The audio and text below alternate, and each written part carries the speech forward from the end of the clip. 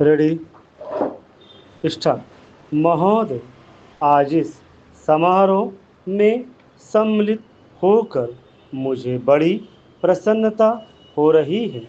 जब से मैं आपके नगर में पहुंचा हूं, आपने जिस प्रेम और उत्साह के साथ मेरा स्वागत किया है, उसके लिए मैं आपको धन्यवाद देता हूँ। मैं जानता हूँ कि यह स्वागत किसी व्यक्ति विशेष के लिए नहीं, बल्कि यह देश के प्रति आपके प्रेम का प्रमाण है। पैराग्राफ चिन्ह।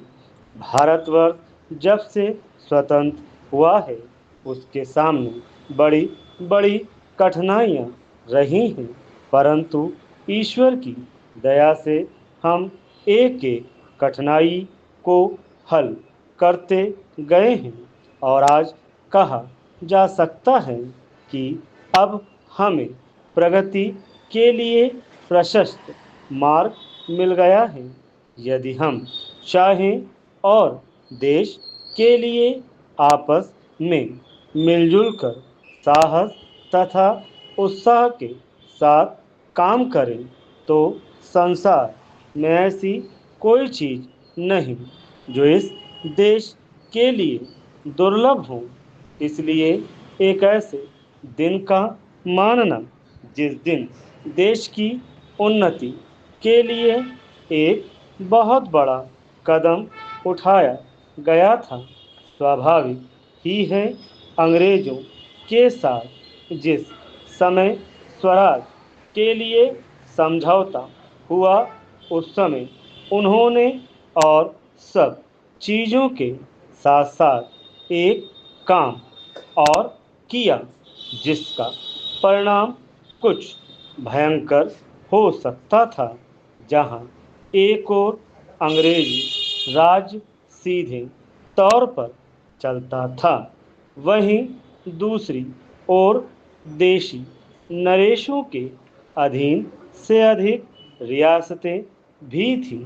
ब्रिटिश सरकार ने जाते समय यह घोषणा कर दी कि ये सभी रियासतें अपने को उन सभी रातों और बंधनों से मुक्त समझें जो उन्होंने ब्रिटिश सरकार के साथ किए थे, और प्रत्येक का अधिकार है कि वह चाहे तो हिंदुस्तान के साथ अथवा पाकिस्तान के साथ मिल जाए या अपने को स्वतंत्र रखे। एक नीति के रूप में यह बात बिल्कुल ठीक थी, परंतु यदि हमारे देशी नरेशों के हृदय में भी वह देश प्रेम नहीं होता जो उन्होंने दिखलाया, तो संभव था कि एक भारतवर्ष के बदले आज भारतवर्ष के कई टुकड़े हुए होते। यह समस्या देश के एक भाग में अब तक तय नहीं हो पाई है, और वह भाग कश्मीर का है। उसके लिए हम अभी भी चिंतित हैं।